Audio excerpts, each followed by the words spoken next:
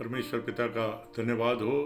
एक बार फिर मैं एक सुंदर वचन के साथ आपके समक्ष हूँ। और जो सुंदर वचन हमें मिलता है पुराने नियम से, व्यवस्था विवरण उसका 8वां अध्याय और उसका 6वां पद, यहाँ परमेश्वर का वचन इस प्रकार से कहता है, इसलिए अपने परमेश्वर यहोवा की आज्ञाओं का पालन करते हुए उसके मार्गों पर चलना और उसका भय मानना।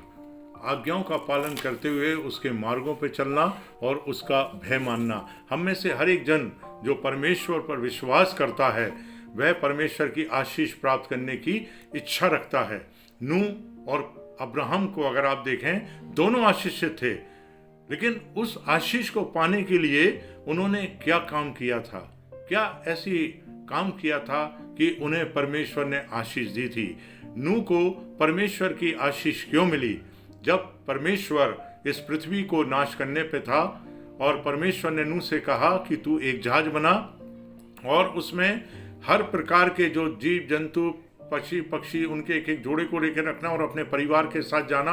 नूह लोगों को समझाता रहा, लोगों को बताता रहा, लेकिन लोगों ने उसको नहीं माना। लेकिन नूह जो था उसने परमेश्वर की आज्ञा और उसके निर्देशों को वो मानता रहा, और जैसा परमेश्वर उसको निर्देश और आज्ञा देता रहा वैसे वो जहाज बनाता रहा। उसने कोई विरोध नहीं किया, उसने कोई बात नहीं करी कि परमेश्वर कभी यहाँ पानी नहीं गिरा है और इतना बड़ा जहाज आप क्यों बनवा रहे हैं। लेकिन परमेश्वर की इच्छा को नूह जानता था, उसकी आज्ञा वो पालन कर रहा था नूह, कि परमेश्वर की जो भी आज्ञा है उसको मैं पालन करूंगा।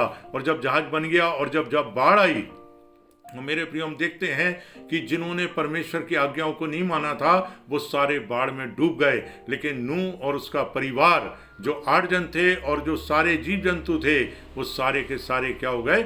बच गए। इसलिए परमेश्वर ने उसको आशीष दी, क्योंकि उसने परमेश्वर की आज्ञा और उसके निर्देशों का पालन किया था।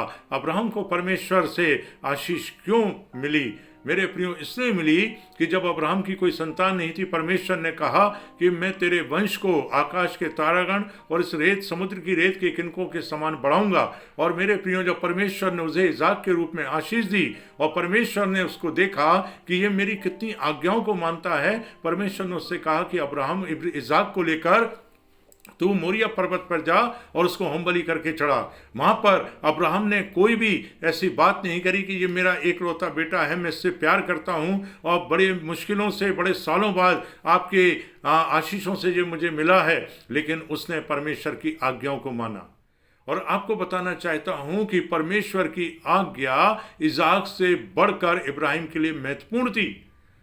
परमेश्वर की आज्ञा महत्वपूर्ण थी इजाक से बढ़कर, और वो उसको लेके मोरिया पर्वत पर गया और वहां पर एक प्रबंध मेढ़े के रूप में किया गया। और परमेश्वर ने इब्राहिम को भी आशीष दी। परमेश्वर आशीष मुझे और आपको भी देना चाहता है, लेकिन हम उसकी आज्ञाओं का पालन करें, हम उसके निर्देशों का पालन करें। और परमेश्वर के वचन को जब हम पढ़ते हैं, जो भी वचन हमें दिशा निर्देश दे उसके अनुसार हम चलें, अपने जीवन को हम प्रभु के निकट लाएं, प्रभु हमें आशीषित करेगा। अगर ये वचन आपको अच्छा लगता है तो आप जरूर लाइक करें, शेयर करें, सब्सक्राइब करें, ताकि इन वचनों के द्वारा से बहुत से लोग आशीष को प्राप्त करें। प्रभु इन वचनों के द्वारा से आशीष दे। आमीन।